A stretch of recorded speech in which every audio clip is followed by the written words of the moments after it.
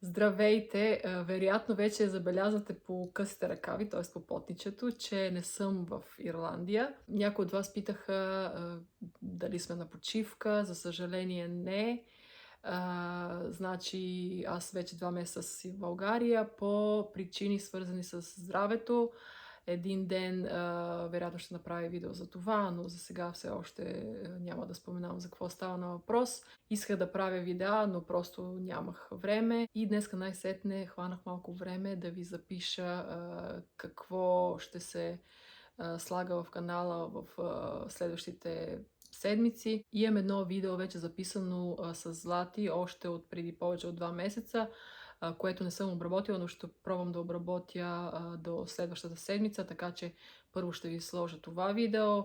След това той е записал още едно видео, не съм сигурна какво е качеството, защото той има така по-стар телефон, така че ще видим, но което е свързано с как да си прекратите, ако взимате illness benefit. Други неща, за които исках да направя видео, ще бъдат, значи, преди 2 месеца, когато получих новините за проблема със здравето, един ден по-късно станахме партньори на YouTube програма и започнахме всъщност да си заработваме някакъв лев от този канал.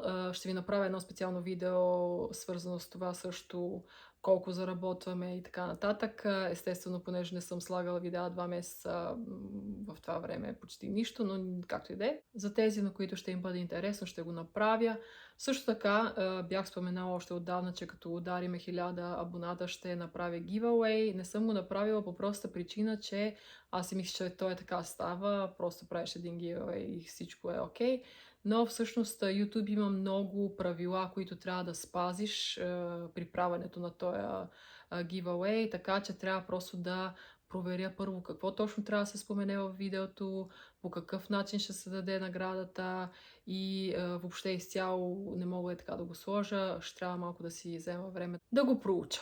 Също така някой ни беше питал защо ходим на църква, какво ни доведе до там и така нататък. И за това планирам да направя едно видео, така че едно от следващите ще бъде по този въпрос. И гледам, че доста хора са заинтересовани за видеото как се купува билет от Ryanair.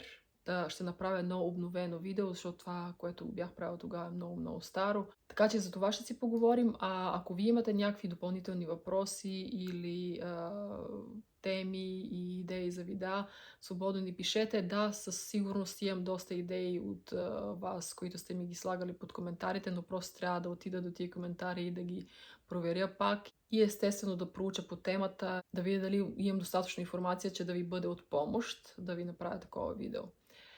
Така, надявам се, че всички сте добре, здраве е най-важно и до скоро виждане. Чао!